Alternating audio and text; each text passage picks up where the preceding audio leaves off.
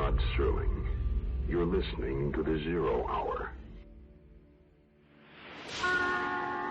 Suspense. I'm the Whistler.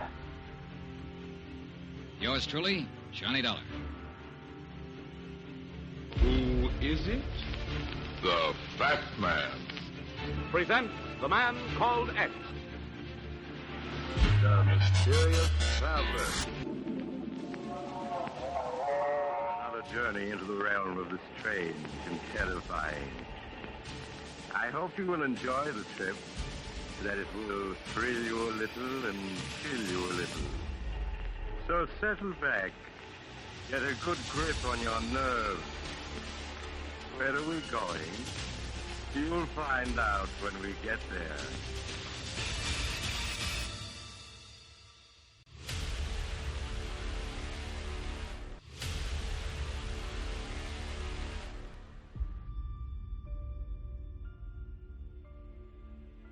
Hello everyone, and welcome to Drama and Theater, brought to you by Duane Old Time Radio. Drama and Theater features some of the best programs from the golden age of radio, including Escape, The Fat Man, Suspense, The Whistler, Zero Hour, Yours Truly, Johnny Dollar, and many, many more. Before we start today's drama, if you enjoy what I'm doing, let me ask you to subscribe to my channel. Subscribing is 100% free, and you will receive notifications on new posts. Lastly, if you have a moment, write a short 1 or 2 sentence review or give a rating on your preferred podcast service. A positive review or rating would help me out a lot. And now, on to the drama, and thank you for your support as always. The Thin Man is here again for this week with their storyline titled Strange Case of Professor Wainger, or Wainger. This one aired April 12th, 1943. It's the Frontline Theater.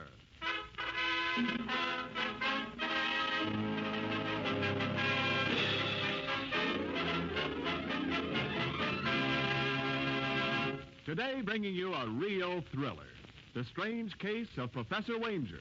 And as our extra special guest of honor, Tommy Dorsey and his orchestra.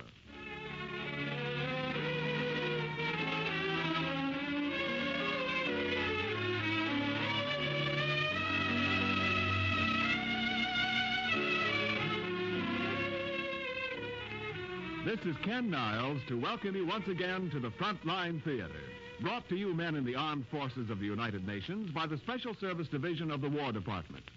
This is your theater, and every performance in it is presented especially for you, the men fighting with the United Nations on freedom's front lines. Our play is an exciting story, The Strange Case of Professor Wainger. And because it's curtain time in the Frontline Theater and the play's the thing, let's get on with the show. Over New York, night has fallen, and in the apartment of Nick and Nora Charles, Irwin Harris, a friend, discusses his new job. Like I say, Nick, here I got a steady job bodyguarding Professor Wainger. So you'd think everything would be perfect. Well, isn't it? Positively not. Irwin, nothing's happened to the professor. How could it when all the time he locks himself in a house and he never goes out? Well, that should make your job a lot easier. Sure, but then I'm taking money for nothing, which ain't ethical. So, I think I'll quit. Oh, and do what? Well, what's wrong with the stage? Nothing, and let's try to keep it that way. Did you ever hear me recite? Irwin, I warn you, you'll be putting a severe strain on our friendship. Once upon a midnight dreary, as I pondered weak and weary over many a volume of forgotten lore, suddenly there came a rapping. Sound effect. That wasn't me. Come in. Oh, excuse me, Irwin. I better see who that is. Oh, let me go, dear. I don't mind a bit. Just a second, I'm coming. Yes? Oh, I beg your pardon. I didn't mean to disturb you. Just one more tack and I'll be through. Say, what are you nailing there? Isn't that a funeral wreath? Yes, indeed. One of Heikemeyer and Brothers' loveliest creations. Oh. A luscious spray of calla lilies surrounded by the purity and innocence of white camellias. Excuse me, Mr. Jerk. Heikemeyer. A very common error. Oh, yes. Well, I think you're making a mistake. Madam, the firm of Herkimer and Brothers are not given to mistakes. Well, there's no one dead here. At least I haven't seen a corpse in days. Is this apartment 5B? Mm-hmm.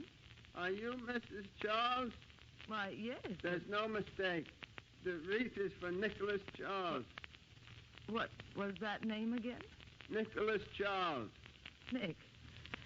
Nicky! Yes, dear? Oh, thank heaven. You want me, baby? Uh-huh.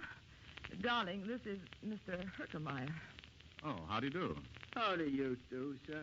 Believe me, my heart goes out to you in your hour of grief. Hey, what's the matter with him? He thinks you're dead. Oh, what? Uh-huh. And he's got a wreath to prove it. See? Look, my little man, you're a trifle premature. I'm afraid you'll have to take that thing back with you. Oh, I couldn't possibly. What would the customer say? Well, I don't know. Who is he? Oh, a noble soul. He paid cash. What's his name? He neglected to leave one. No, Mr. Charles. The wreath will have to stay. I'm sorry, pal. I can't use it. Well, what'll I do? Couldn't you put it back in stock? Madam, are you suggesting that I tamper with the records of Herkimer and Brother? Why, it would be sacrilegious. Well, that's your problem, but get this thing out of here. Mrs. Charles, I ask you to bear witness. I am not doing this of my own volition. Uh-huh. Attaboy. If you should change your mind, sir... Yes, I'll let you know. You wouldn't reconsider it now. No. Nothing personal, you understand, but I hope I never see you again. You will, Mr. Charles. Mark my words, you will. Good day. Did you ever see anything like him, darling? Nicky, why should anyone send you a wreath? Oh, I don't know. It was just a gag. Well, it wasn't very funny. What's the matter? Something wrong? Someone just sent Nicky a wreath. Oh, excuse me. Hello? Hello, Mr. Charles?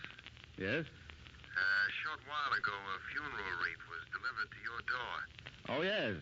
Well, if you're one of the Herkimers, I explained to your brother. It's all a mistake. It was no mistake, Mr. Charles. I sent it. You said... All right, pal. What do you want? Listen, unless I've been misinformed, a young couple will be up to see you shortly. They'll have a request to make of you. Take my advice, Mr. Charles. Turn them down. Otherwise... Otherwise what? You'll find you were much too hasty in returning that wreath.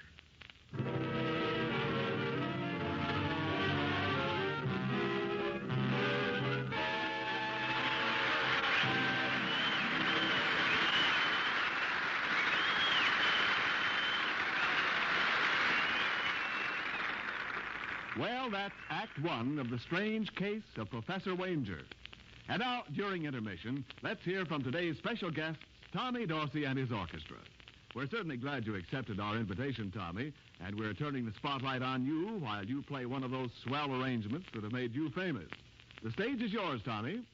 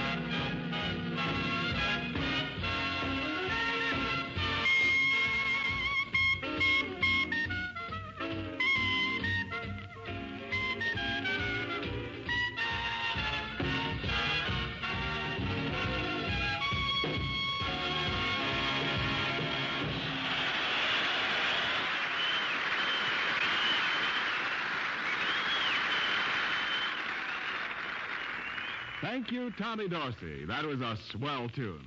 The men overseas will dust off the welcome mat for you anytime you and your boys want to play a return engagement. And now for Act 2 of The Strange Case of Professor Wainger. 2 hours passed since Nick received the menacing phone call which explained the delivery of that wreath. Oh, Nora, there's nothing to worry about. It's just a practical joke. Here, I'll prove it to you. Our anonymous friend warned me that a young couple would be here tonight. All right, it's almost 11. Do you see any sign of them? What were you saying, dear? Never mind. That's what I thought. Good evening. Hello. Won't you come in? Oh, yes. Oh, please sit down. Oh, thanks.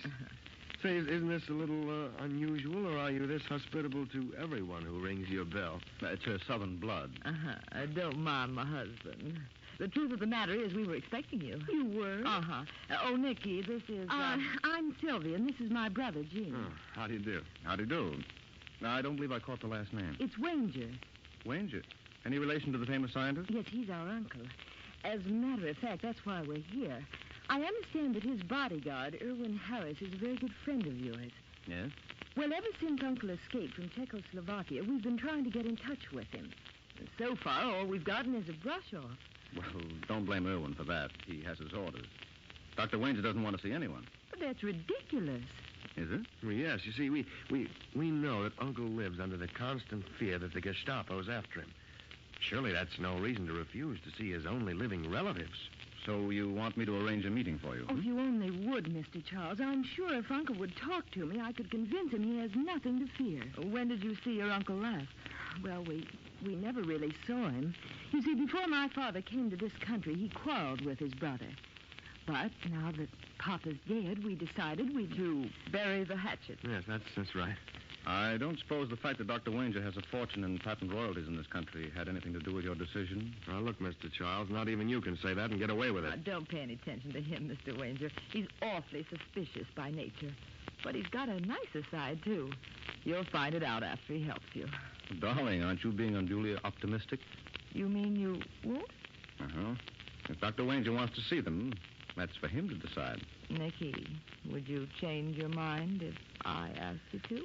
I'm sorry, dear. But beginning this week, I'm making it a practice not to interfere in things that don't concern me. Well, I never thought I'd have to admit my husband could be frightened by a phone call. Oh, now, baby, you know that's not true. Well, then prove it. Introduce them to Dr. Wainger. Oh, conniving woman. Are you really so set on this thing? Yes, I am, Nick. Now, bless your little heart. Then I think you'll have to do the honors.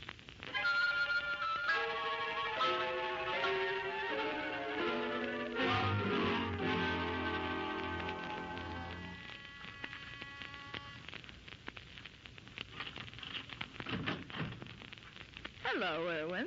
Oh, it's you, Nora. Open up the door. Oh, okay. Thank you. Say, wait a minute. Who are these people? Oh, some friends of mine. I knew you wouldn't mind. No, none of that. Now, you're all here for scram.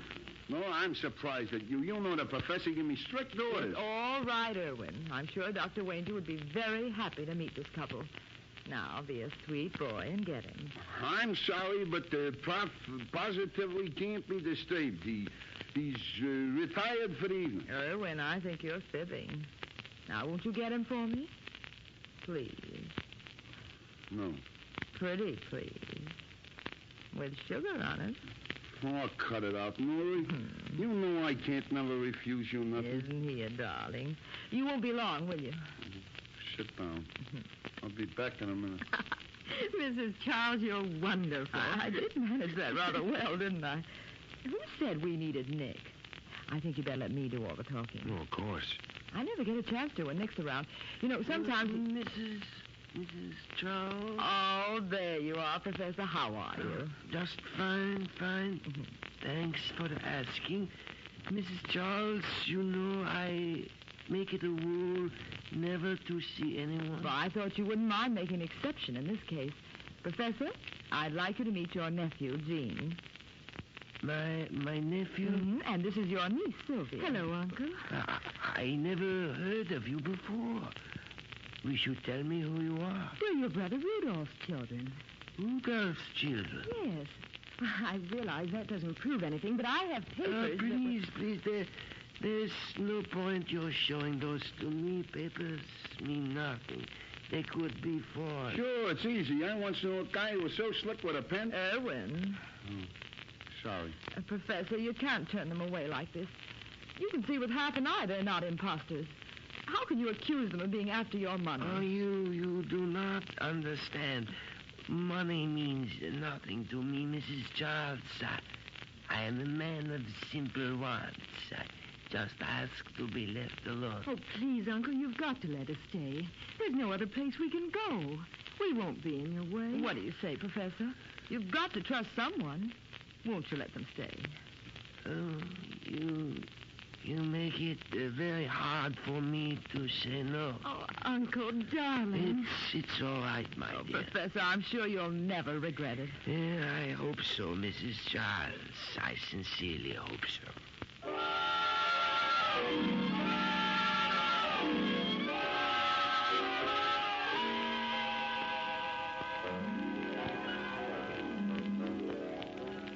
Well, darling, I trust you're satisfied with yourself. Now that you've mentioned it, I am. Brings back memories of your Girl Scout days, doesn't it? Now, who could that be at this hour? Darling, there's a well-tested way to find out. Come in. Erwin. Yeah, it's me. Nick, I got to talk to you. Okay, sit down. You know what Nora went and done? Yes, I heard all about it. Well, you should never have done that, Nora. Well, why did you want to palm off a couple of phonies on a swell guy like the professor? They're not phonies. Erwin, you shouldn't say that. You've only known them for an hour. But that hour. If they're brother and sister, I'll eat your hat. Well, what do you mean? Look, Nick, I come from a big family, and we was as affectionate as the next. But you ought to see the way that Jean kissed Sylvia goodnight. That ain't the way we used to do it. Could it have been an act to impress the professor? If you ask me, I'd say they was saboteurs. Erwin. Well, it's sure a peculiar time for them to pop up. Why? Look, this is strictly sub-rosy, but the professor's working on a submarine detector for the government. Now, I ask you, ain't it funny they should turn up the night before he's supposed to run a big test for the big shots? It might be a coincidence. See? Even you're not so sure. Look, Nick, I should like very much for you to show up tomorrow night. Just to see there's no hanky-panky. Well, I'll have to think it over. Yeah, do that. But whatever you decide, I ain't taking no for an answer.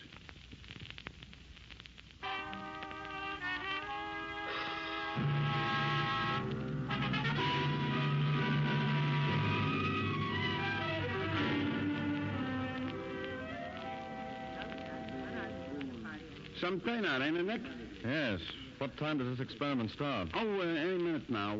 Everybody's here who counts. Oh, there's Sylvia. Hello, Mrs. Charles. Can I get you anything? Oh, no, thanks. Where's your brother? I don't believe I've seen him tonight. Jean? Why, he's around somewhere, I guess. Say, come to think of it, I saw him go out about a half hour ago. Yes, that's right. I think Uncle sent him out for something. That's funny. Well, if he ain't back soon, he's going to miss the show. Hey, there, the professor's almost ready to start now. The gentlemen and the ladies, you are all here tonight to see a demonstration of a submarine detector your government has asked me to work on. If my assistant will help me, we will proceed. Jean? Oh, he isn't here, Uncle. He isn't? Well, no matter. Erwin, will you lend a hand here, please? Oh, gladly. What do you want me to do, Professor? I pull down the switch marked A. Yes, that is the one right there. Now? Yes, please. Right. Now, gentlemen, you will notice how the needle fluctuates on this meter here. In just a moment, I will explain the purpose of that. Erwin, you throw in the next switch. You bet. Nick, the lights! They've gone out. Erwin, where are you? Someone try those lights. Erwin! Don't move, Nora. Don't anybody move. Who's got a match? Here you are, sir. Oh, Nick. Steady, darling. He can't be. Erwin isn't. Yes, I'm afraid so, baby. Everyone has been electrocuted.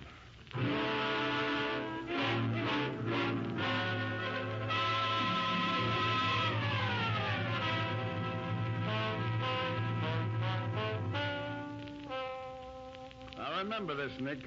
My job is to get a confession. If you and Nora talk out of turn, I'll spin you out of here so fast you'll feel like a yo-yo. We'll behave, Sergeant. All right, Smitty. Open them up. Hello, Sylvia. No, I didn't do it. I didn't kill her, Win.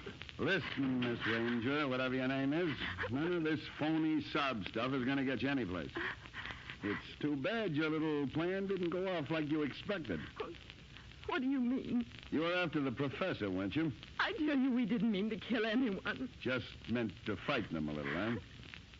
Where's your accomplice? I don't know what you're talking about. Nick, you believe me, don't you? Tell me something, Sylvia. You claimed that you and Jean were sister and brother. Oh, we are. You're lying. His name isn't even Wainger. Well, mine is. Then you're not related. Yes, we are. We're married. Yeah? Sylvia, do you know where Jean is? No. And even if I did, I wouldn't tell you. But don't you see, dear, if you don't, we can't help you. I don't want your help. Jean will get me out. I just wish he'd try. Okay. Think it over, Toots. And when you do, I'll bet you'll come to the same conclusion I did. That swell husband of yours left you holding the bag.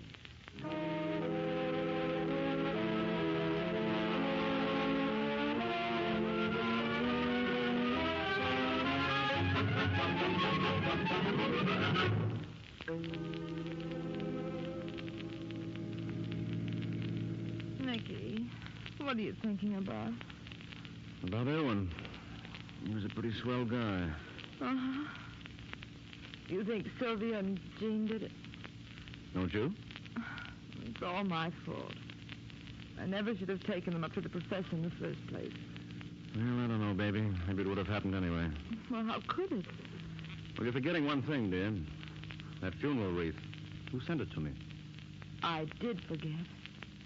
Nick, do you think the man who sent it will make another attempt in the professor's life? Oh, not so fast, sweetheart. Now you're assuming that Jean and Sylvia aren't guilty. Darling, don't ask me why, but I'm positive they're not. I'll bet you anything you want that the man who threatened you on the phone is our murderer. There's only one fly in the ointment. How are we going to find out who he is? How about your friend Herkemeyer? The florist? Uh-huh. Oh, he wouldn't know. Remember you asked him. Yes, but maybe if he were prodded, he might come up with a description. What do you say, Nora? You willing to try it? Well, in a case like this, no sacrifice is too great. Step on it, darling.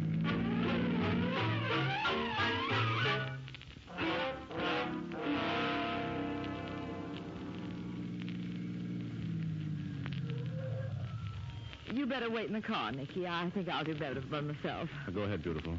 But don't let him swindle you into taking that wreath back. Oh, don't worry. I'll try to make this quickly as possible, darling. All right.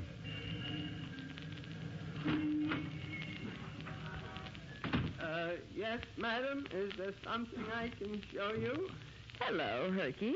Remember me? I beg your pardon. You delivered a wreath to my apartment last night. Oh, of course. and you made me take it back. Uh-huh. It was a mistake. Oh, I know it. You knew what? He had a relapse. He died. No, Mr. Herkemeyer. He didn't die. He didn't? No. See? He's waiting outside in the car.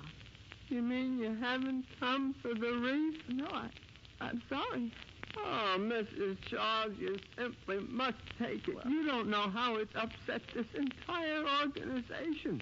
Why, my brothers and I... Look, Mr. Herkemeyer, couldn't you give it to the man who bought it? Well, I don't know his name. Was he ever in here before? No. Could you describe him for me? I'm not very good at games.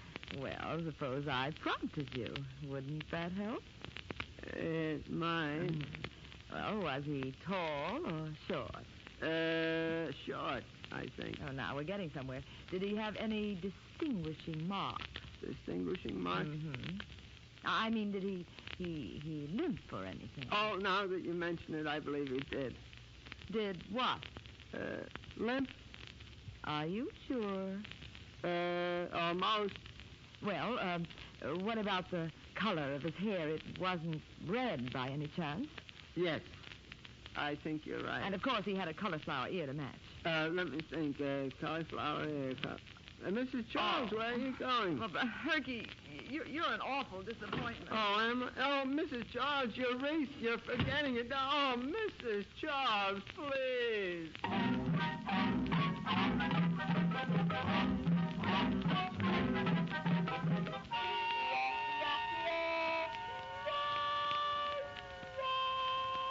Darling, it looks as though we're stymied unless you come up with something brilliant.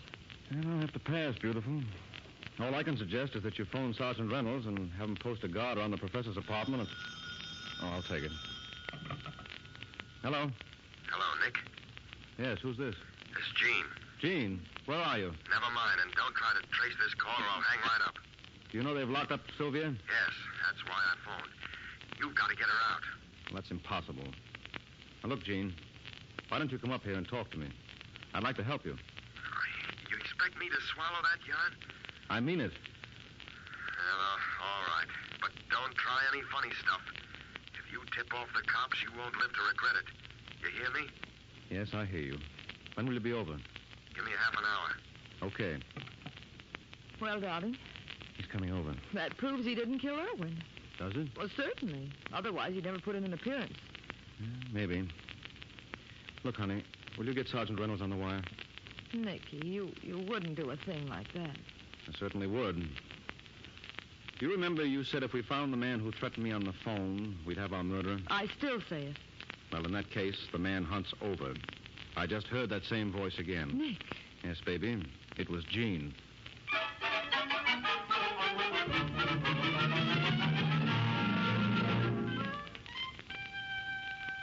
What time you got, Nick? Relax, Sergeant, relax. He'll be here. I just hope your boys downstairs don't frighten him away. I'm very tired, gentlemen. Is it necessary that I remain? I'm afraid so, Professor. And that goes for you, too, Sylvia. Quiet. Come in. No, Gene, don't. It's a trap. What the... Come in, fella. Get those hands up. All the way. No, will you close the door? Oh, Gene, I tried to warn you. Oh, it's all right, honey. I guess I've got Mr. Charles to thank for this. Uh-huh. You dirty double-crosser. You never should have threatened me, Gene. That happens to be a pet aversion of mine.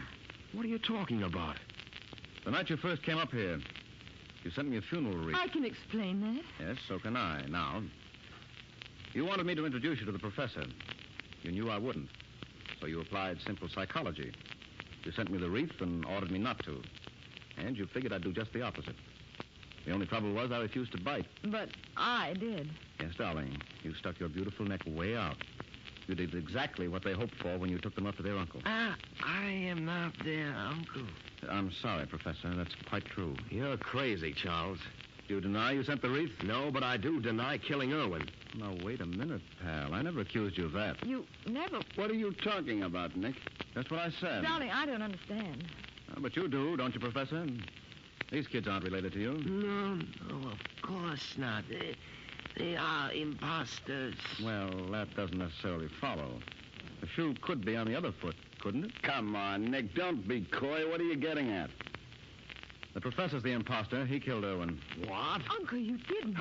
All right, everybody. Stay as you are. Better put away the gun, Professor. It's out of character. Get down, Nick! Oh! Professor! Professor! You're wasting your time, Nick. I never miss.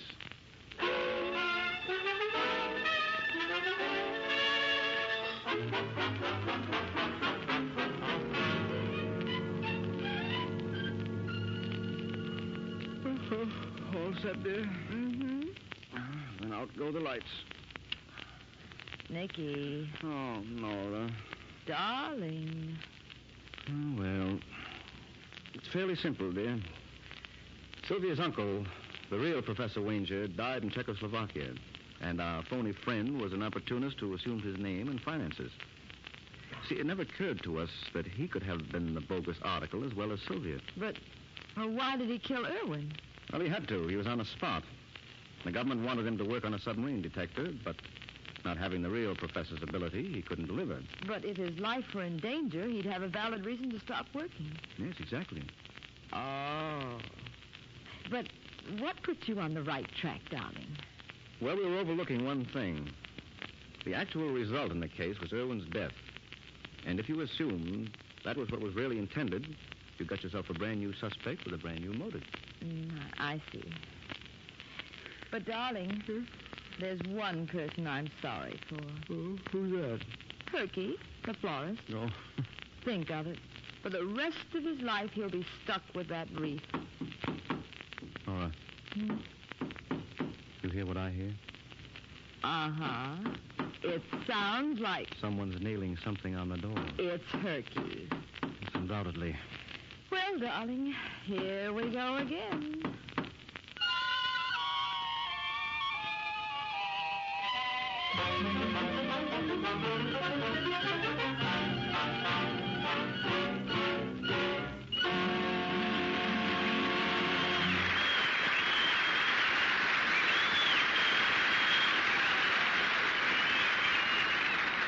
Well, men, that solves the case and brings down the curtain on today's Frontline Theater play. But there are more plays coming, and your favorite stars will be in them. So keep on listening, won't you?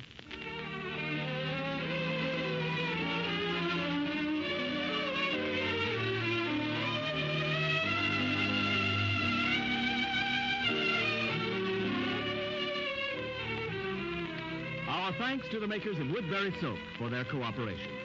Frontline Theater is presented for you men in the armed forces of the United Nations by the Special Service Division of the War Department of the United States of America.